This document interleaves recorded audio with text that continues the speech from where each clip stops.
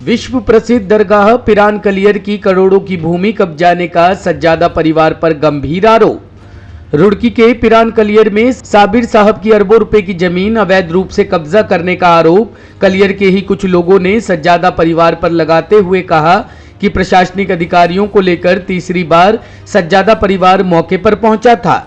उन्होंने कहा कि पूरी जमीन का मामला नैनीताल हाई कोर्ट में लंबित है, बावजूद उसके प्रशासनिक अधिकारियों को गुमराह करके जमीन पर कब्जा करने का प्रयास कर रहे हैं। इसी मामले में जुड़े पिरान कलियर के समाज सेवी व अधिवक्ता दानिश सिद्दीकी ने बताया कि उक्त भूमि पर 1903 से विवाद चल रहा है, जिसमें फर्जी सज्जाद नशी बने कुछ लोग उक्त भूमि पर गलत नियम से भूमि कब्जाने की फिराक में है, जिसको लेकर तमाम कलियर के लोग हाई कोर्ट में मुकदमा चलते हुए भी प्रशासन को गुमराह कर भूमि पर कब्जा करना चाहते हैं, पर वह ऐसा नहीं होने देंगे। इसी मामले में आज भी एक बड़ा विवाद होते होते बचा। जब एक गुट के लोगों ने प्रशासन की इस हरकत का विरोध किया तो प्रशासनिक अधिकारी वहां से लौट गए।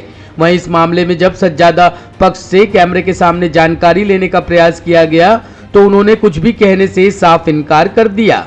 वहीं दानिश ने आरोप लगाते हुए बताया कि सज्जादा परिवार ने आवासों पर भी फर्जी तरीके से कब्जा किया हुआ है, जिसके संबंध में पिरान कलियर नगर पंचायत ने सज्जादा परिवार के नाम नोटिस भेजकर जवाब तलब किया है। बहरहाल कोर्ट में लंबित मामले में स्थानीय प्रशासन आखिर क्यों कब्जा दिलाने के लिए मौके पर पहुंचा, ये एक बड़ा सवाल है।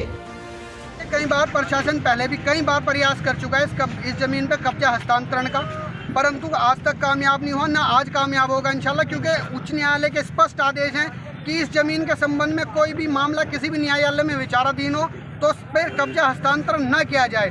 वही आदेश किया 1279 WPMS में, उसी को उस टाइम की तत्कालीन ज्वाइंट मजिस्ट्रेट अपूर्वा पांडे ने संजीव कौशल जो जिला शासकीय अधिवक्ता को उन्हें भेजा और कहा कि उच्च न्यायालय के इस आदेश को परिभाषित करें। 1279 में पारित उस आदेश को जिला शासकीय अधिवक्ता ने परिभाषित करते हुए स्पष्ट लिखा कि इस जमीन के संबंध में यदि कोई भी मामला किसी भी न्यायालय में विचाराधीन हो तो कब्जा हस्तांतरण न कराया जाए। लेकिन मुझे नहीं पता तहसीलदार साहब का क्या व्यक्तिगत लाभ है, क्यों वे इस जमीन पर कब्जा कराना चाह रहे हैं और बार बार प्रयास करते हैं, जबकि इस जमीन के संबंध में 3 मामले आज भी विचाराधीन है। एक मामला माननीय वक्फ ट्रिब्यूनल में विचाराधीन है, उसके अलावा एक मामला DDC हरिद्वार के यहाँ विचाराधीन है, उसके अलावा एक मामला माननीय उच्च न्यायालय में 3324 WPMS सत्तार बनाम उत्तराखंड राज्य विचाराधीन है।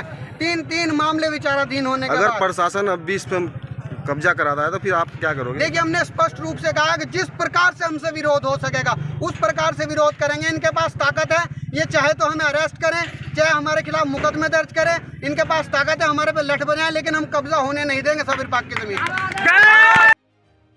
ANN ब्यूरो के लिए रुड़की से सलमान मलिक की रिपोर्ट।